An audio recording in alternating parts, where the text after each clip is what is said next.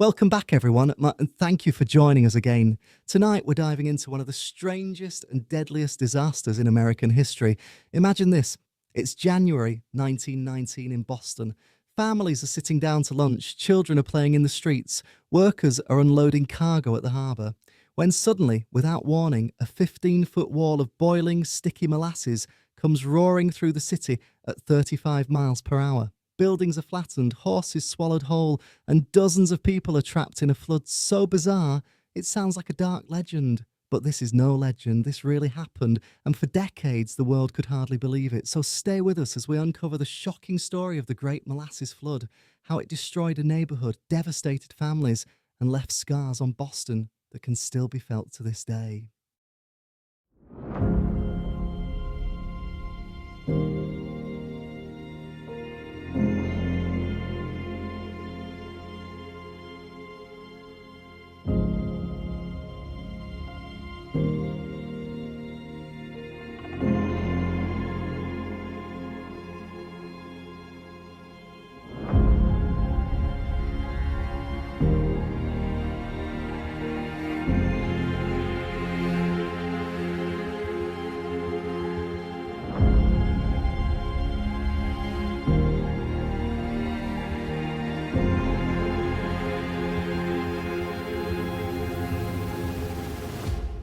In the winter of 1919, Boston was a city of contrasts.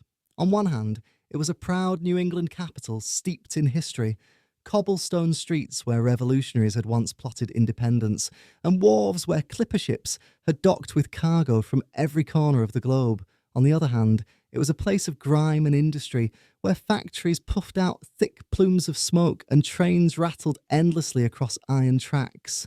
The First World War had ended only months earlier, and the city was caught between relief and unrest. Boston's North End was the beating industrial heart. Narrow streets wound between tenement buildings so close you could almost shake hands with a neighbour across the alley. Laundry hung from ropes strung between windows, and the mingled smells of cooking, coal smoke and the nearby harbour filled the air. The North End was a neighbourhood of immigrants, Italian, Irish, Portuguese, who worked long hours in factories, docks and warehouses. Rent was cheap, work was hard, and dreams of prosperity were slow to arrive. One of the neighbourhood's most imposing structures loomed over Commercial Street, a massive, dark cylinder of riveted steel rising 50 feet high and 90 feet across. It looked almost alien against the skyline. This was the Purity Distilling Company's molasses storage tank, capable of holding more than 2.3 million gallons of thick, sweet syrup. To the children of the North End, it was a landmark, even a curiosity. Some swore they could smell the sugar in the air when the wind shifted just right. Few gave much thought to what might happen if such a giant container were to fail. The tank had been built hastily in 1915 during the height of the war, when molasses was in high demand. Most people didn't realise that molasses was more than just a kitchen sweetener. It was the backbone of an entire industry. From molasses, companies could distill industrial alcohol, which was used in munitions production. Purity Distilling's parent company, United States Industrial Alcohol, had a lucrative contract with the government to supply these materials. Every gallon mattered, and with war contracts pouring in, speed was more important than safety. That haste left its mark. The tank's steel plates were thinner than they should have been. Rivets sometimes wept tiny streams of syrup when the tank was filled to capacity. Workers noticed, children noticed. Local residents joked that you could dip a slice of bread against the tank and get a snack, but complaints went nowhere. The company's managers assured everyone the leaks were harmless. Among those who lived in the shadow of the tank was the Romano family. Antonio Romano, a broad-shouldered man from Naples, worked as a dockhand unloading sugar shipments. His wife, Maria, ran a small boarding house for other Italian immigrants, many of whom worked for low wages in nearby factories. Their two children, 8-year-old Lucia and 6-year-old Pietro, played in the streets after school, their games occasionally interrupted by the deep clang of hammers or the whistle of the distillery's machinery. For the Romanos, life was modest but steady. Antonio dreamed of saving enough to move his family to a quieter part of the city, away from the smoke and noise, but the boarding house income barely covered rent and food, and his dock wages fluctuated with the seasons. Still, there was comfort in familiarity. The neighbours were close-knit, the baker on the corner gave credit when times were tight, and the church bells marked the passing hours. By January 1919, Boston was in a strange mood. Prohibition was looming. In just a year, the sale of alcohol would be outlawed nationwide. That meant the molasses in the Great Tank might soon have fewer buyers, at least for liquor production. But in the meantime, the North End saw an unusually large delivery of syrup. On January 13th, a cargo ship from Puerto Rico docked in Boston Harbour, unloading over 2 million gallons of warm molasses into the tank. The liquid had travelled thousands of miles in the tropical heat, and now it sat in a freezing Boston winter. Inside that massive steel cylinder, the temperature drop began to work a dangerous kind of magic. The warm molasses expanded slightly, pressing against every rivet, every joint, every weakness in the steel. Antonio Romano noticed something strange the next evening as he passed the tank on his way home from the docks. The air smelled stronger than usual, almost overpowering. The scent was so sweet it made him a little nauseous. In the dim light, he saw fresh, dark streaks glistening down the tank's side, pooling in the snow. They should fix that, he muttered, shaking his head. He wasn't the only one to notice. Some children scooped the syrup with sticks, laughing. A few older men grumbled in Italian about shoddy American construction, but no one imagined the full scale of the danger. Inside Purity Distilling's offices, some employees were worried. The tank groaned and creaked when the wind picked up. It had done so before, but lately the noises seemed louder, sharper, almost like muffled gunshots. An engineer, brought in years earlier to inspect the tank, had quietly warned that the structure might fail under pressure. His warning was ignored. Repairs cost money, and besides, it had held for 4 years. Why should it not hold for another season? January 15th dawned bright and cold. The streets of the North End bustled with midday activity. Horses pulled carts of coal, children hurried home from school for lunch, and dock workers, like Antonio, went about their duties. Maria was in the boarding house kitchen, rolling dough for bread, while Lucia and Pietro played with a neighbour's dog just down the street. Far above them, inside the molasses tank, the pressure reached its breaking point. The North End, that winter, carried the peculiar rhythm of a city caught between prosperity and poverty. Streetcars rattled along Commercial Street, clanging their bells to scatter the children darting between them. The docks were busy, but unpredictable, sometimes flooded with work unloading ships of sugar, coal and lumber, other times eerily quiet with men standing idle in their thick coats, hands stuffed in pockets against the biting Atlantic wind. The war had left its fingerprints everywhere. Many young men had not returned from Europe. Others came back wounded, both in body and in spirit. Boston had celebrated the armistice in November with parades, music and fireworks, but the glitter had quickly faded into labour strikes and political tension. In the newspapers, there was talk of anarchists, of Bolsheviks, of unrest among dock workers and police. But here in the North End, daily life was still measured in bread baked, clothes mended, and shifts worked. The Romano boarding house kitchen was a warm refuge from the icy air. Maria kept the stove burning from dawn until night, brewing coffee for the boarders and simmering tomato sauce that clung to the walls in a faint, spicy perfume. That week, 2 of their boarders, Pietro Pete Mancini, a wiry 22-year-old who worked at the nearby freight yard, and Mrs. Flynn, a widow whose son served in the Navy, sat at the kitchen table drinking coffee and talking about the molasses tank. "I swear it's leaking more than ever," Pete said, tearing a crust of bread in half. "You can smell it halfway to Hanover Street." Mrs. Flynn nodded, adjusting her shawl. "My nephew says it makes the rats fat as cats. He's seen them scurrying round there at night." Maria, dusting her hands with flour, sighed. "That tank's been leaking since they built it. What can we do? Complain to the company? They'd laugh in our faces," Pete smirked, "or tell us it's a free sweet shop for the kids." They all chuckled, but there was a faint unease beneath it. Everyone knew industrial companies in Boston were powerful. Accidents happened often. A collapsed scaffold here, a factory fire there, and they were spoken of with a resigned shrug. Work was dangerous, life was fragile. Complaints could cost a man his job. That afternoon, Antonio returned from the docks with cold stinging his cheeks and the tang of salt in his beard. He carried a small paper bag of chestnuts for Lucia and Pietro, who came running to meet him. "Papa, Papa!" Lucia shouted, her dark hair flying behind her. "Pietro dared me to touch the tank today." Antonio frowned. "And did you?" Her grin faltered under his gaze. "Just for a second." He crouched to meet her eyes. "You mustn't play so close to it. There are carts and horses. It's dangerous, capisci? Yes, Papa, she murmured, clutching the bag of chestnuts. But Antonio knew the real reason he didn't want them near the tank wasn't just the traffic. There was something about that hulking cylinder, the way it dominated the street like a silent sentinel, that made him uneasy. Across the neighbourhood, the same unease was growing. A man named Joe Cantalupo, who drove a delivery wagon past the tank every day, later told friends that he'd heard strange noises coming from it all week. Like an old ship straining in a storm, he described. Another worker swore he'd seen the entire structure shift slightly when the sun hit it in the afternoon, as if the heat made it swell and groan. Still, life went on. On January 14th, a biting wind cut down Commercial Street, rattling shop signs and pushing the smell of molasses into every doorway. Inside the Galletti bakery, customers queued for crusty loaves and sweet pastries. Across the street, children crowded into O'Malley's general store to warm themselves before heading back to the tenements. That night, the Romano family ate dinner while the wind whistled through the narrow alleys. Over the clink of spoons and the soft scrape of chairs, Antonio told Maria that another shipment of molasses had arrived only days before. 2 million gallons, he said, shaking his head, all poured in while the tank's already groaning. Maria's brow furrowed. That can't be safe. Antonio shrugged. The company says it's fine. They don't care how much they fill it as long as they get their profit before prohibition starts. They sat in silence for a moment, listening to the muffled hum of the city.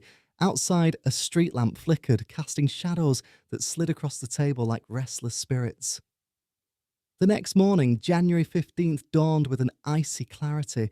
The harbour was a mirror of steel-grey water, gulls crying overhead. The streets bustled as usual, coal wagons rattled, vendors shouted their wares, and the faint tolling of church bells mixed with the hiss of steam from the streetcars. At the Purity Distilling Company, workers went about their routines. The molasses tank, now filled nearly to capacity, loomed silently above them. Its steel plates, chilled by the winter air, bore the strain of millions of gallons pressing outward. Inside, the warmer molasses from Puerto Rico had begun to ferment slightly, creating gases that added even more pressure. Each rivet in the tank's shell held back a force few could imagine, and each one was under siege. In the Romano kitchen, Maria sliced bread while the children prepared to take lunch to their father at the docks. Lucia wrapped the loaf in paper, Pietro tucked a wedge of cheese into the bundle, and they set off down the narrow street. They passed neighbours chatting on stoops, a policeman directing a cart through traffic, and the looming shadow of the tank. As they walked, a deep, metallic groan rolled across the street, low and resonant. Lucia froze. "Did you hear that?" she asked. Pietro frowned. "It's just the wind." But it wasn't the wind.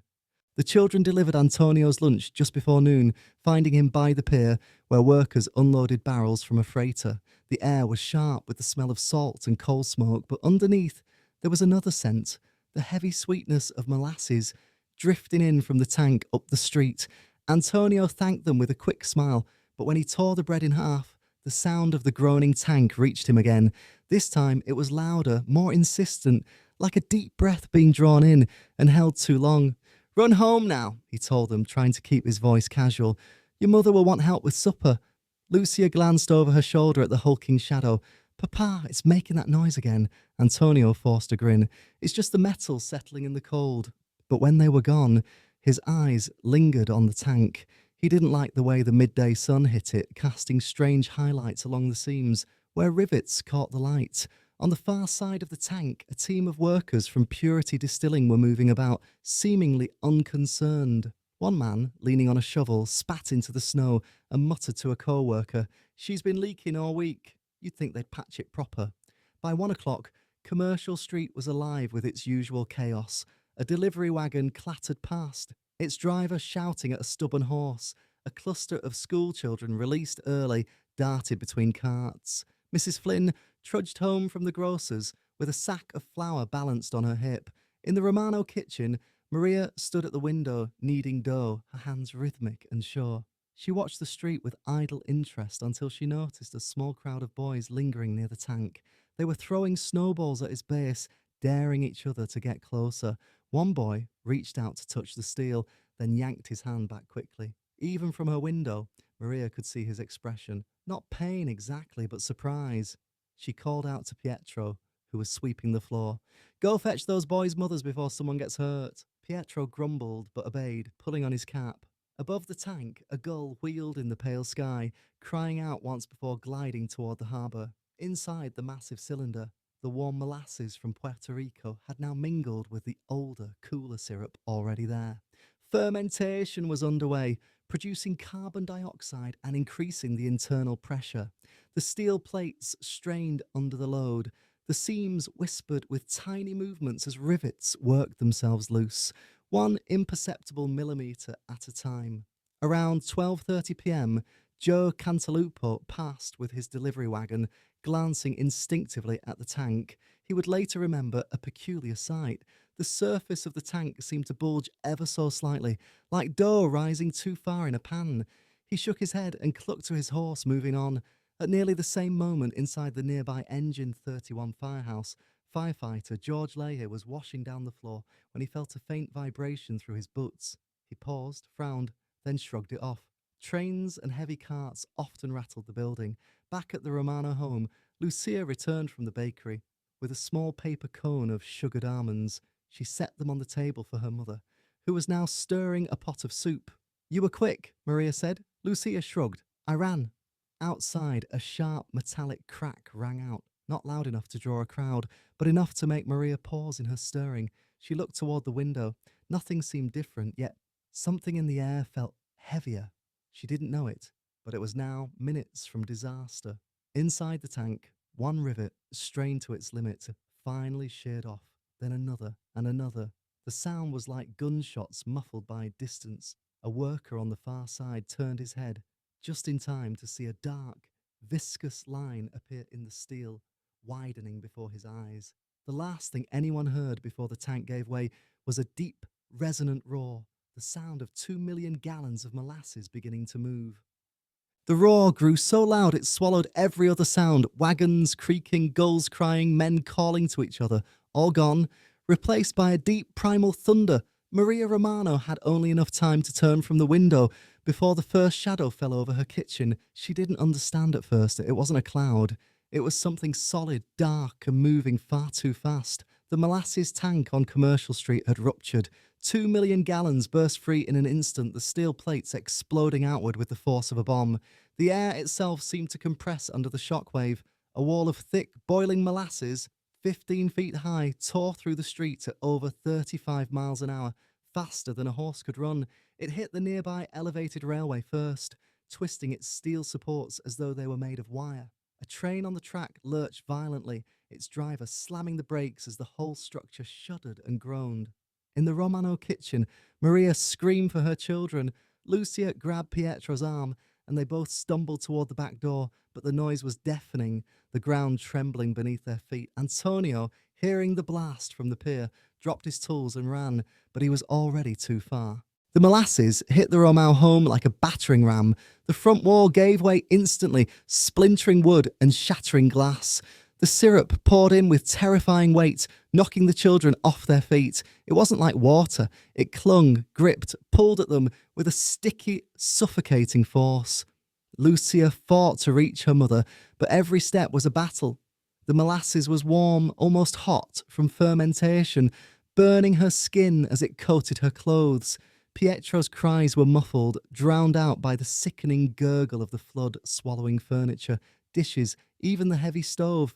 Outside, chaos reigned. Horses screamed as they were engulfed, wagons overturned, people were slammed against buildings. The sweet, suffocating smell of molasses filled the air, making it almost impossible to breathe. Firefighter George Leahy heard the first scream from the street and rushed to the door, only to see the flood smashing into the firehouse.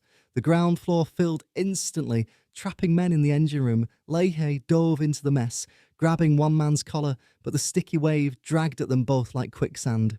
Back inside what was left of the Romano home, Maria clutched Pietro, forcing his head above the molasses. Gasping for breath, she reached out blindly for Lucia, whose small hands were slipping from hers. The force of the current tore them apart. Antonio arrived just in time to see his home buried to the windows in brown sludge. He waded in without thinking, each step tearing at his legs, his boots ripped away. He shouted for his family, but the sound was swallowed by the thick, wet silence. The wave finally slowed. The initial violence spent, but the danger wasn't over. The molasses settled into a deep, sticky mire, trapping anyone caught within. People were frozen mid-stride, half-buried, unable to move. And then came the eerie stillness, broken only by the faint sound of crying somewhere under the wreckage. For a moment after the wave stopped, the entire north end seemed to hold its breath. The dark, glistening sludge covered everything: streets, wagons, rail tracks, even rooftops where the wave had splashed. It steamed in the cold January air, sending up a heavy, sickly sweet smell that made stomachs turn. Antonio Romano stood waist deep, his legs locked in place by the congealing molasses, his chest heaved, eyes scanning the wreckage for any sign of Maria, Lucia, or Pietro. A broken chair floated by, then a shoe. He felt panic clawing up his throat. "Help!" a voice rasped, faint but close. Antonio turned toward the sound, wrenching one leg free with a painful sucking noise. Every step was a battle. A boy, not Pietro, was pinned against the remnants of a fence, his arms flailing weakly. Antonio fought his way over, each move threatening to pull him under.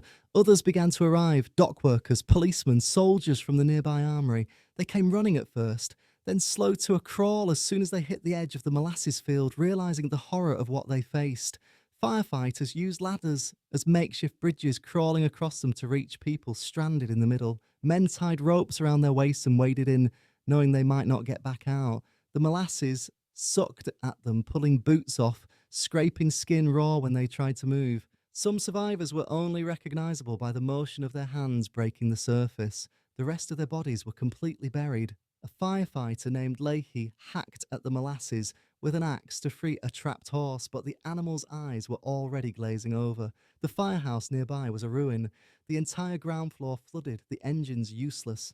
Inside, 2 firefighters were found dead, still clutching the handles of a hose. Antonio reached a collapsed wall. Beneath it, he saw the hem of Maria's dress.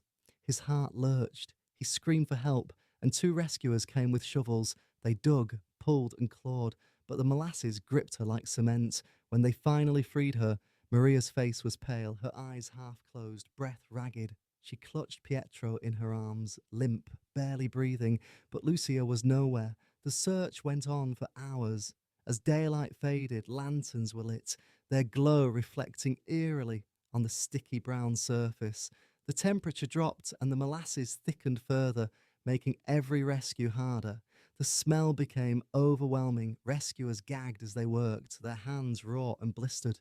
By nightfall, bodies began to emerge. Men laid them gently on blankets along the edge of the disaster zone, covering them when the tally became too much to bear. Lucia's small body was found the next morning, a block away from the Romano home. Antonio sat beside her, unmoving, the sticky mess coating his clothes and hair. In total, 21 people died that day, and more than 150 were injured. But for Boston, the disaster didn't end when the last body was pulled from the molasses. The cleanup would take weeks, the lawsuits years, and the memory, the sound of the wave, the smell, the loss would haunt survivors for the rest of their lives.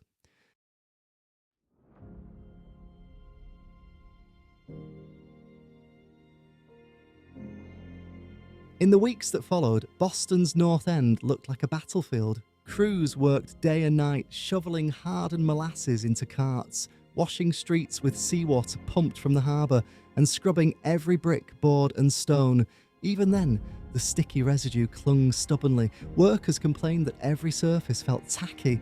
For months, the sweet, sour smell lingered in the air. It clung to boots, coats, and even the fur of stray dogs.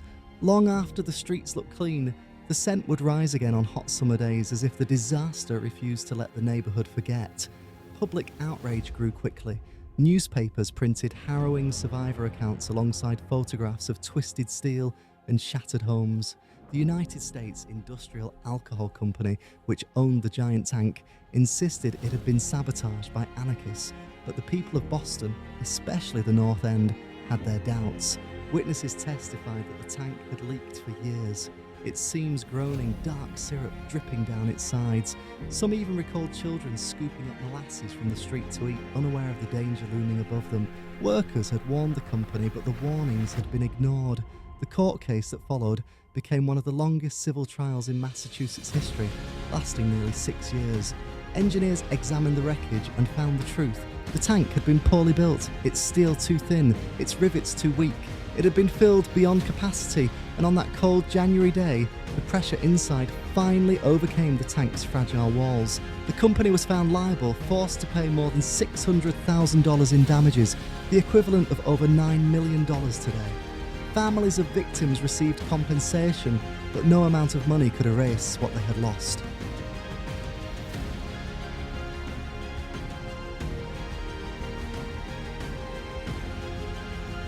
For Antonio, Romano, Maria, and their surviving son Pietro, life was never the same. They eventually moved away from the North End, but the memories, the roar, the wave, the smell followed them. Pietro would grow up telling his own children about the day the molasses came, his voice always dropping to a whisper when he spoke of Lucia. Today, the site of the disaster is a quiet park. Tourists walk past without realising they stand where a wall of syrup once tore through a city. Yet among Boston's historians and families who still remember, the story is told with a mixture of disbelief and sorrow. The Great Molasses Flood of 1919 remains a strange, haunting reminder that sometimes the most unimaginable disasters are made not of fire or steel, but of something as ordinary as the contents of a kitchen cupboard. And if you listen closely on a hot day, some locals swear you can still smell the molasses.